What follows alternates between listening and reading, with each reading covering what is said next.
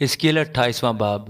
پھر خداوند کا کلام مجھ پر نازل ہوا کہ اے آدم زاد، والی سور سے کہہ، خداوند خدا یوں فرماتا ہے، اس لیے کہ تیرے دل میں گھمنڈ سمایا اور تو نے کہا میں خدا ہوں اور وسط بحر میں الہی تخت پر بیٹھا ہوں، اور تو نے اپنا دل الہ کا سا بنایا ہے، اگرچہ تو الہ نہیں بلکہ انسان ہے۔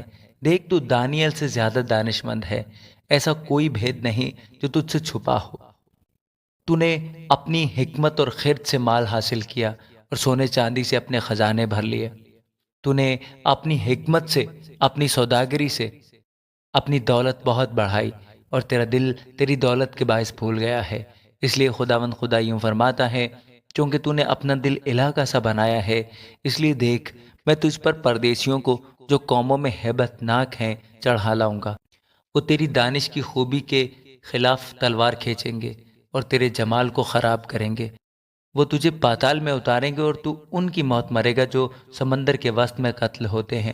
کیا تو اپنے قاتل کے سامنے یوں کہے گا کہ میں الہ ہوں، حالانکہ تو اپنے قاتل کے ہاتھ میں الہ نہیں بلکہ انسان ہے؟ تو اجنبی کے ہاتھ سے نامختون کی موت مرے گا، کیونکہ میں نے فرمایا ہے، خداوند خدا فرماتا ہے۔ اور خداوند کا کلام مجھ پر نازل ہوا کہ اے آدم زاد، سور کے بادشاہ پر یہ نوحہ کر اور اس سے کہہ، خداوند خدا یوں فرماتا ہے کہ تو حاتم الکمال، دانش سے معمور اور حسن میں کامل ہے۔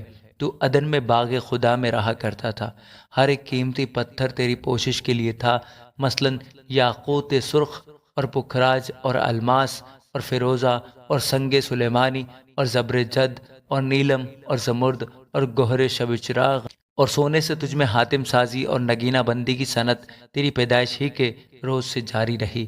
تو ممسوح کروبی تھا جو سایہ افکن تھا، اور میں نے تجھے خدا کے کوہ مقدس پر قائم کیا۔ تو وہاں آتشی پتھروں کے درمیان چلتا پھرتا تھا، تو اپنی پیدائش ہی کے روز سے اپنی راہ و رسم میں کامل تھا، جب تک کہ تجھ میں ناراستی نہ پائی گئی۔ تیری سوداگری کی فراوانی کے سبب سے انہوں نے تجھ میں ظلم بھی بھر دیا اور تو نے گناہ کیا، اس لیے میں نے تجھ کو خدا کے پہاڑ پر سے گندگی کی طرح پھینک دیا، اور تجھ سایہ افغن کروبی کو آتشی پتھروں کے درمیان سے فنا کر دیا۔ تیرا دل تیرے حسن پر گھمنڈ کرتا تھا، تو نے اپنے جمال کے سبب سے اپنی حکمت کھو دی۔ میں نے تجھے زمین پر پٹک دیا اور بادشاہوں کے سامنے رکھ دیا ہے تاکہ وہ تجھے دیکھ لیں۔ تو نے اپنی بد کرداری کی کثرت اور اپنی سوداگری کی ناراستی سے اپنے مقدسوں کو ناپاک کیا ہے، اس لیے میں تیرے اندر سے آگ نکالوں گا جو تجھے بھسم کر دے گی، اور میں تیرے سب دیکھنے والوں کی آنکھوں کے سامنے تجھے زمین پر راکھ کر دوں گا۔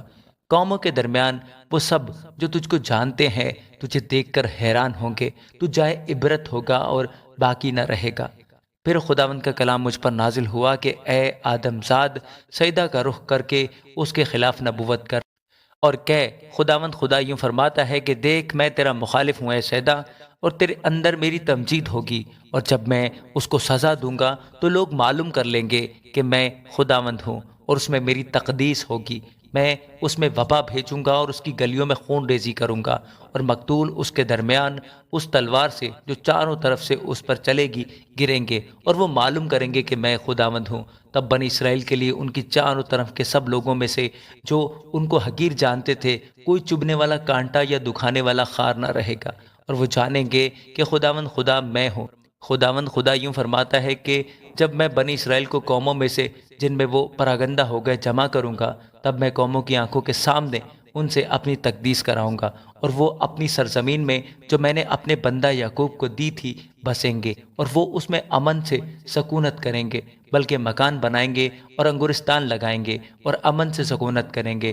جب میں ان سب کو جو چاروں طرف سے ان کی حقارت کرتے تھے سزا دوں گا، تو وہ جانیں گے کہ میں خداوند ان کا خدا ہوں۔ آمین۔